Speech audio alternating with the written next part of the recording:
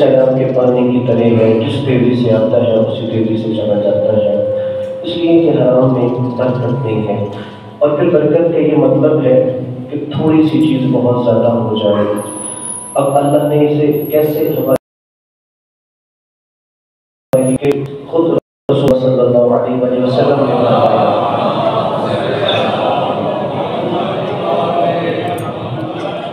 اگر کوئی شخص تو اسے اس نافلہ نماز کی پکی مہینوں میں واجب نماز کے برابر ثواب ملتا ہے۔ کیسے کہ برکت والا مہینہ کے تھوڑا عمل بہت زیادہ ہو جاتا ہے۔ آپ نے فرمایا کہ اس میں آیت قرآن کی تلاوت کرتا ہے، اسے باقی مہینوں میں ختم قرآن کا ثواب ہے۔ سبق پڑھی محمد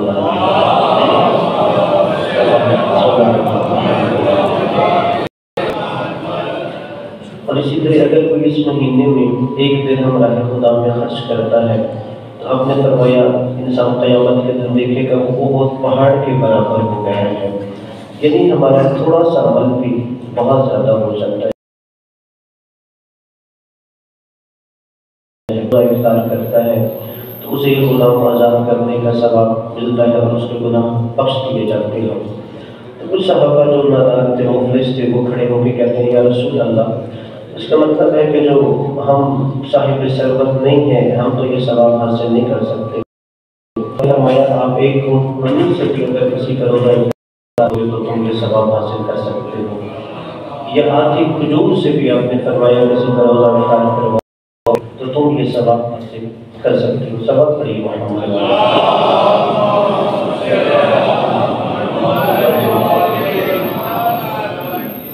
یعنی ہمیں اس مہینے کی ان برکتوں کو سمیٹنا چاہیے کہ اگر ہم تھوڑی سی بھی نیکی کر رہے ہیں تو ہمیں اس کا بہت زیادہ اجر و ثواب مل رہا ہے۔ اور دیکھیے ہر جو عاقل اور بالغ ہے اللہ نے اس کے فرض کیا، کتب علیکم الصیام کما کتب علی الذین من قبلکم لعلکم تتقون، کہ اللہ نے تم پہ روزہ فرض قرار دیا ہے۔ اس پر ہے جو بھی بالغ ہے، عاقل ہے، اپنے وطن میں موجود ہے، سفر میں نہیں ہے، یا اگر سفر میں بھی ہے تو کچھ مسافر ہیں جو سفر میں روزہ رکھ سکتے ہیں، جیسے کثیر السفر ہوتا ہے، یہ جس کا پیشہ ہی سفر ہے، جیسے ڈرائیور ہے، کوئی پائلٹ ہے۔ اسی طرح اگر سفر جو کر رہا ہے وہ حرام کے لیے کر رہا ہے، مثلا کسی دوسرے شہر جا رہا ہے، کسی کی زمین پہ اس نے قبضہ کرنا ہے،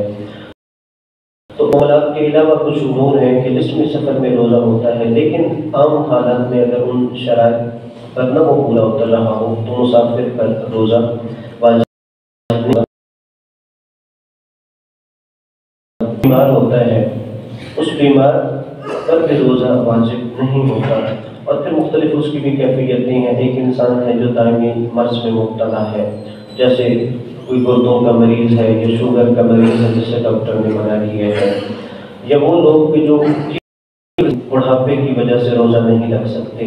اسی طرح وہ حاملہ عورت جس کے لیے روزہ رکھنا نقصان کا باعث ہوتا ہے، یہ جو عورت بچے کو دودھ پلاتی ہے، یہ تمام افراد کے لیے شریعت نے یہ کہا کہ وہ ہر روزے کے بدلے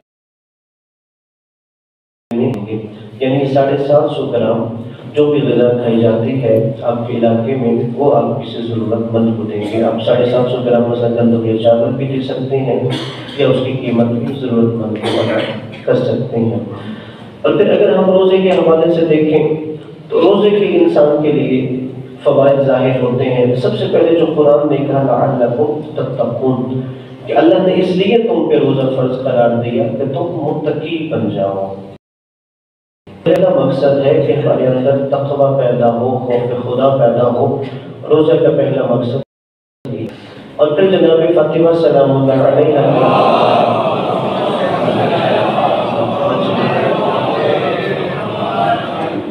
کہ آپ نے فرمایا تھا کہ اللہ نے اس لیے روزے کو فرض کر دیا تاکہ بندگان خدا کے اخلاص کا امتحان دے، یعنی خالق اپنی مخلوق کا امتحان۔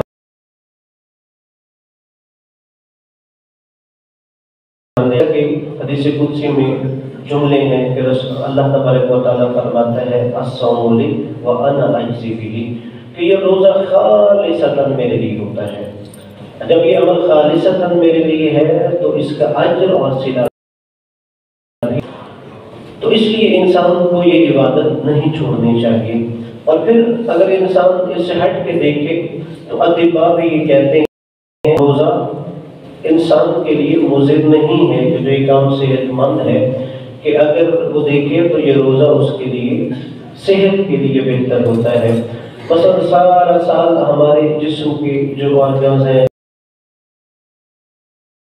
کام کرتا رہتا ہے، لبلبا کام کرتا ہے، لیکن ان ایام کچھ آرام کرنے کا موقع مل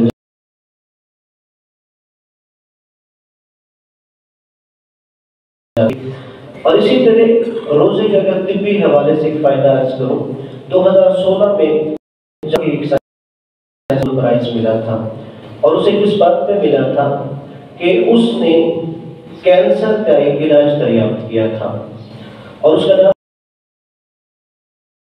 اگر اس کے سائنسدان کو خود بھی سرچ کریں،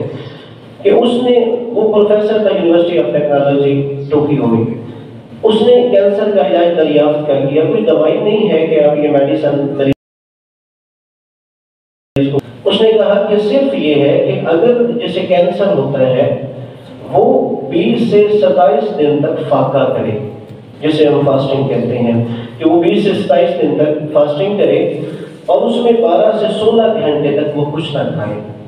وہ کہتا ہے کہ جب وہ 20 سے 27 دن تک اس کے اور اس کے جسم کے خلیوں کو، سیلز کو باہر سے غذا نہیں ملے گی، تو پھر وہ اپنے جسم کے ہی ان خلیوں کو جو ناکارہ ہو چکے وہ ان خلیوں کو ہی استعمال کرنا شروع کر دے گا۔ تو اس سے وہ خلیے کہ جو ہمارے کینسر کے مرض کا سبب بن رہے ہوتے ہیں یا کینسر کے مرض کو بڑھا رہے ہوتے ہیں، ہمارے اس عمل کی وجہ سے اس میں آہستہ آہستہ خلیے کم ہو جاتے ہیں۔ اور یہ یقیناً جو ایک آسمانی مذاہب تھے ان کے ماننے والوں کے لیے خوشی کی لہر تھی کہ اللہ تبارک و تعالیٰ نے یہ جو ایک عبادت ہمارے لیے فرض قرار دی ہے، اس کا مطلب یہ ہے کہ وہاں اس کے طبی فوائد بھی ہیں، روحانی فوائد بھی ہیں، جسمانی بھی ہیں اور نفسیاتی بھی ہیں۔ اور اسی طرح نفسیاتی حوالے سے دیکھیں، آج کل آپ دیکھتے ہیں کہ ہائپر ٹینشن بہت زیادہ ہوتی ہے، انزائٹی کے مریض بہت زیادہ ہوتے ہیں، اور اس حوالے سے بھی ایک تحقیق ہے کہ جو اس کا انسان کے جسم کو فائدہ ہوتا ہے، ڈیمینشیا سے متعلق ایک مرض ہوتا ہے جسے الزائمر کہتے ہیں، اور اب بہت زیادہ نوجوانوں میں بھی وہ مرض ہو رہی ہے، شاید اس لیے کہ ہم یہ جو کچھ اینڈرائڈ موبائل استعمال کرتے ہیں، یہ بہت زیادہ کمپیوٹر لیپ ٹاپ کے آگے بیٹھتے ہیں، تو اس میں کیا ہے، یادداشت میں کمی واقع ہونا شروع ہو جاتی ہے، انسان کی سوچنے میں کمی واقع ہو جاتی ہے۔ تو یہ جان ہاپکنز یونیورسٹی کی ان کی ریسرچ تھی کہ انہوں نے کہا کہ جب انسان ایک روزہ رکھتا ہے، فاسٹنگ کرتا ہے، تو آہستہ آہستہ اس میں الزائمر کی مرض میں کمی ہو جاتی ہے اور یادداشت اس کی بڑھنا شروع ہو جاتی ہے۔ اگر جو لوگ اس مرض میں مبتلا ہیں کہ انہیں انزائٹی رہتی ہے، وہ خود محسوس کریں گے کہ اگر ایک مہینے وہ مسلسل روزہ رکھتے ہیں تو وہ اپنی نفسیاتی کیفیت میں تبدیلی محسوس کریں گے۔ لیکن اس کے علاوہ آپ جتنے بھی فوائد دیکھ لیں، ایک چیز ذہن نشین رکھیے کہ اگر ڈاکٹر آپ کو کہہ بھی دے کہ اس کے فلاں قربتاً الی اللہ رکھنا چاہیے، اس لیے کہ یہ عبادت ہے، وہ نماز ہو، کوئی بھی عبادت ہو، حج ہو، اس کی اللہ سر انجام دے رہا ہوں۔ تو یعنی جہاں پہ ہم اللہ کی خوشنودی کے لیے عبادت سر انجام دیتے ہیں، وہاں میں اس کے اور روحانی فوائد کے علاوہ جسمانی اور نفسیاتی فوائد بھی حاصل ہوتے ہیں۔ اور دعا ہے کہ مالک کی کائنات ہم سب کو یہ عبادت کرنے کی توفیق عطا فرمائے، اپنے اپنے گناہوں کی بخشش کے لیے بلندر صلوات۔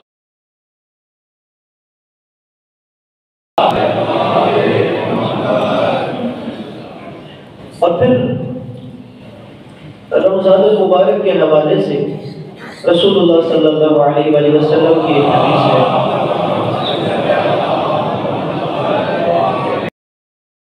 اور اس حدیث کی روشنی میں ہمیں सोचना भी चाहिए कि हम माह रमज़ान मुबारक कैसे गुजार रहे हैं। माह रमज़ान के अलावा बाकी महीनों और इस महीनों के शब और रोज़ में हमारा फ़र्क होना चाहिए। आपने फरमाया कि जो इंसान और रात के बेशक थोड़े से हिस्से में इबादत करे, और साथ आपने फरमाया वो दो काम करे, अपनी शर्मगाह को हराम से बचाए, यानी नाउज़ुबिल्लाह कोई ज़िना लिवाता ऐसी बुराई ना करे, और दूसरा अपनी ज़ुबान को हराम से बचाए, यानी झूठ न बोले, ग़ीबत न करे, बाकी ऐसे जो बुहतान तराशी जैसे गुनाह न करे। आपने फरमाया जो भी ये अमल करेगा, दिन में रोज़ा रख रहा है, रात के थोड़े से हिस्से में इबादत कर रहा है, अपनी शर्मगाह को और ज़ुबान को हराम से महफूज रख रहा है, आपने फरमाया कि वो बंदा ऐसे गुनाहों से बाहर निकल आता है कि जितनी जल्दी माह रमज़ानुल मुबारक खत्म हो जाता है। कहते हैं ये हदीस सुन के कि या रसूल अल्लाह, फिर तो आपने बख्शिश का बहुत आसान सा हमें तरीका बता दिया है, लेकिन आपने फरमाया जो मैंने माह रमज़ान में बख्शिश की बयान की है वो शराइत बहुत ज़्यादा मुश्किल है, यानी उन शराइत पर भी अमल करना है कि जिसके वजह से इंसान गुनाहों से बाहर चला आता है। और इसलिए इसमें एक अहम चीज़ ये है कि हमें कुरान मजीद से वाबस्ता होना चाहिए, इसलिए कि कुरान मजीद दस्तूर हयात है, हमें ज़िंदगी सिखाती है। हमें अपनी ज़िंदगी में कम अज़ कम कुरान से ताल्लुक़ मुस्तहकम रखने के लिए माह रमज़ानुल मुबारक को एक गनीमत समझना चाहिए। वैसे भी ये वो महीना है जिसमें अल्लाह तबारक व तआला नाज़िल फरमाया, और इसलिए चूँकि कुरान में अल्लाह हमसे खिताब कर रहा है, खुदा हमसे क्या कहना चाहता है, उसके लिए हम सबको चाहिए कि कुरान हमें पता चले कि अल्लाह तबारक व तआला हमें क्या कहना चाहता है, और कुरान को अमली तौर पे अपनी ज़िंदगी में नाफिज कर सकें। अपने अपने गुनाहों की बख्शिश के लिए, मरहूमीन के बुलंदी दर्जात के लिए बुलंद सलाम।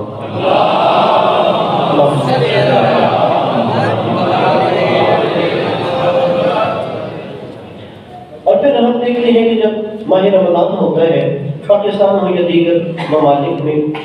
वहाँ लोगों के अंदर एक जज्बा होता है खर्च करने का, सखावत का, और इस हवाले से यकीनन चूँकि अहादीस मुबारक है कि जो इंसान माह रमज़ान में खर्च करता है उसे बाकी महीनों से 70 गुना ज़्यादा अजर व सवाब मिलता है। लेकिन इसमें एक चीज़ हमें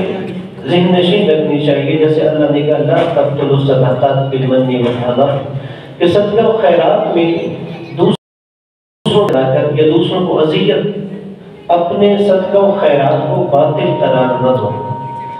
यानी सखावत में भी जब राह खुदा में भी हम खर्च कर रहे हों, रियाकारी नहीं होनी चाहिए, दूसरे पर एहसान नहीं जताना चाहिए, दूसरी की इज्जत नफ्स का ख्याल रहना चाहिए कि कहीं ऐसा ना हो कि हम राह खुदा में अमल खैर तो कर रहे हैं, खर्च कर रहे हैं, मगर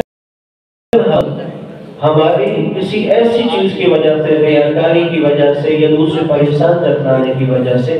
ज़ाया हो जाए। और फिर अल्लाह ने कहा कि असल नेकी ये है कि राह खुदा में वो चीज़ खर्च की जाए कि जो तुम पसंद करते हो, यानी आमतौर पर ये होता है से इजाफी चीज़ होती है वो हम राह खुदा में दे देते हैं। मसलन आपने देखा कि गर्मियों के मौसम शुरू हो गया, आपने कपड़े निकाले अपने लिए 10 जोड़े, अब उन 10 में से जो आपने देखा सबसे पुराने हैं, फटे हुए हैं, मेरी ज़रूरत के काबिल नहीं रहे, अब मैंने पहन लिए तो शायद मेरे शायद निशान नहीं होंगे, इसलिए ये राह खुदा में दे देता हूँ। लेकिन अल्लाह नहीं, अगर मतलब 10 सूट आपके सामने है जो आपको सबसे ज्यादा पसंद है, अपने लिए जोड़ा, अगर वो किसी जरूरतमंद को दोगे तो फिर और शायद हम सोचे कि ये मुश्किल होगा हमारे नफ्सियात के लिए। इस हवाले से जो खानवादा हमारे कौन का तरीका देखिए कि जनाब फातिमा सलामुल्लाह अलैहा पे जिस रोज शादी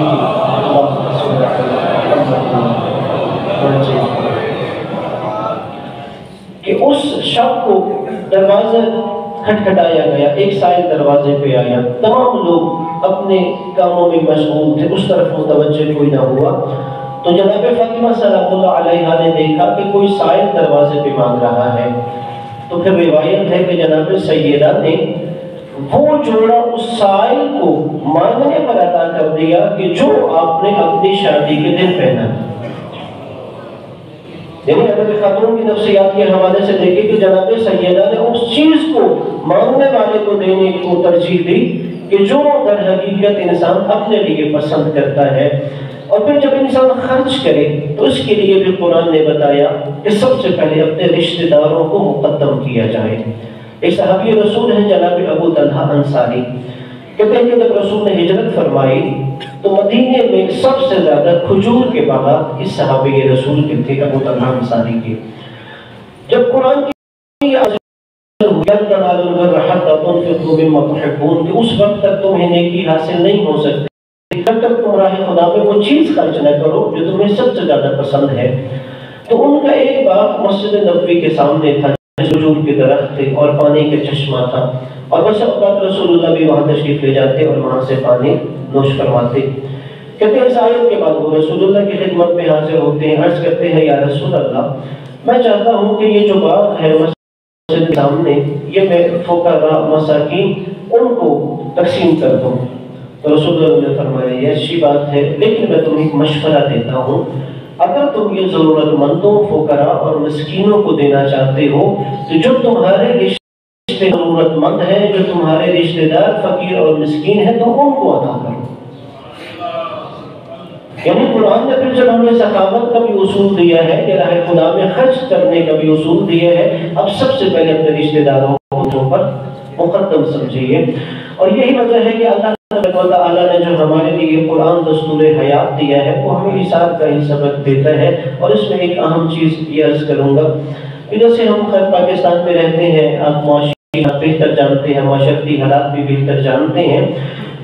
اس سے ہر انسان جو صاحب نصاب ہو یا صاحب ثروت ہے اسے اپنے گرد و نواح پہ نظر رکھنی چاہیے۔ لیکن اس میں افسوس یہ ہے کہ ہمارے ہاں جو پیشہ ور بھکاری ہوتے ہیں، جو پیشہ ور مانگنے والے ہوتے ہیں، وہ آپ کو ہر جگہ ہاتھ پھیلائے نظر آتے ہیں، لیکن جو سفید پوش طبقہ ہے وہ کسی کے آگے ہاتھ نہیں پھیلاتا۔ یہ جیسے معصوم کا فرمان، اگر تم کسی کے آگے ہاتھ پھیلا رہے ہو تو دیکھو تم کس کے آگے ہاتھ پھیلا رہے ہو۔ اس لیے کہ جب تم نے کسی کے آگے ہاتھ پھیلایا مطلب ہے کہ تم نے اپنی عزت کے سامنے رکھ دی ہے۔ اب یہ اس شخص سامنے والے پہ منحصر ہے کہ تمہاری عزت نفس کا خیال رکھے یا تمہاری عزت نفس مجروح کر دے۔ تو اب یہ جو طبقہ سفید پوش ہوتا ہے، کسی کے آگے ہاتھ نہیں پھیلاتا، وہ کہیں جا کے بھیک نہیں مانگتا، وہ کسی کے آگے سوال نہیں کرتا، وہ طبقہ محروم رہ جاتا ہے۔ یا سوائے ان لوگوں کے جو دیندار ہوتے ہیں وہ ان سے رابطہ کرتے ہیں تاکہ شاید وہ ہمارے سوال کرنے کی عزت نفس بچا دے۔ تو اس کے لیے ہمیں کم از کم یہ کرنا چاہیے کہ آپ کے گلی محلے میں اگر کوئی دکاندار ہے، کوئی کریانے کی دکان ہے، کوئی سبزی کی دکان ہے، کوئی دودھ کی دکان ہے، آپ وہاں چلے جائیے کہ کوئی ایسا شخص جو 1 مہینے 2 مہینے سے اپنا ادھار نہیں ادا کر پا رہا، 3 مہینے سے وہ اپنی رقم واپس نہیں دکاندار کو کر پا رہا، تو کم از کم اگر آپ ایسے لوگوں کا ادھار ادا کر دیں گے تو یقیناً آپ خدا کی بارگاہ میں صحیح معنی میں دولت خرچ کر دیں گے۔ ہماری عام طور پہ کوشش ہوتی ہے، ہم خود کوشش نہیں کرتے ضرورت مند کو تلاش کرنے کی، ہم یہی دیکھتے ہیں کہ جہاں پہ ہمیں کوئی ہاتھ پھیلائے نظر آ جائے ہم اسے دے دیں۔ ہاں اگر وہ بھی ضرورت مند ہے تو آپ اسے دیجیے، لیکن اس سے زیادہ بہتر وہ طبقہ ہے جو کسی کے آگے ہاتھ نہیں پھیلاتا۔ تو ہے کہ مالک کی کائنات ہمیں نبی علیہ نبی کی سیرت سننے، سمجھنے اور عمل کرنے کی توفیق عطا فرمائے۔ نبی علیہ نبی کی ذات پہ بلند تر صلوات پڑھیے۔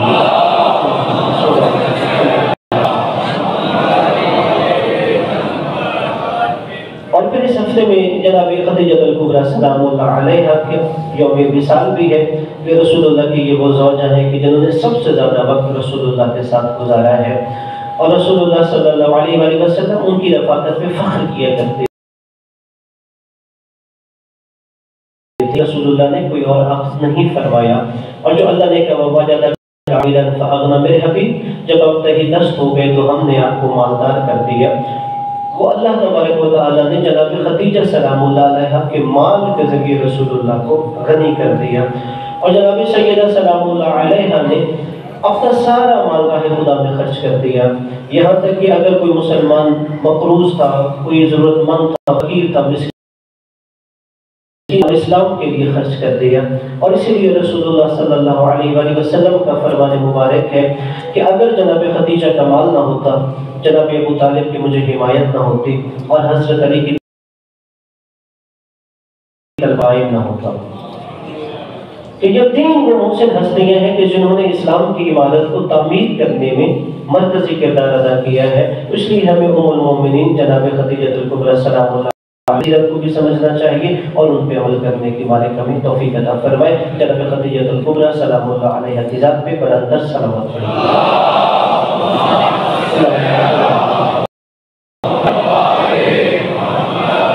اور آخر میں بس ایک فقہی مسئلے کی طرف اشارہ کروں گا۔ ماہ رمضان المبارک میں جب فجر کی اذان ہوتی ہے تو اس فجر کی اذان کا یہ مطلب نہیں ہوتا کہ طلوع فجر ہو گئی ہے۔ ماہ رمضان کے علاوہ آگے پیچھے جب بھی اذان ہوتی ہے کا اعلان ہوتا ہے کہ نماز کا وقت ہو چکا ہے، چونکہ اذان کو فرض کرنے کے پیچھے جو فلسفہ لاجک ہے کہ اس چیز کا اعلان ہوتا ہے نماز کا وقت شروع ہو چکا ہے۔ مگر ماہ رمضان المبارک میں جب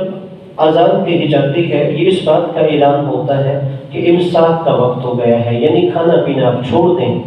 یہ انتہائی سحر کا وقت ہو گیا ہے۔ اس لیے جب ماہ رمضان المبارک میں اگر کوئی بندہ اذان کی آواز سنے اور وہ فوراً نماز فجر ادا کر پہلے نماز ادا کر دے گا، اس کی نماز نہیں ہوگی۔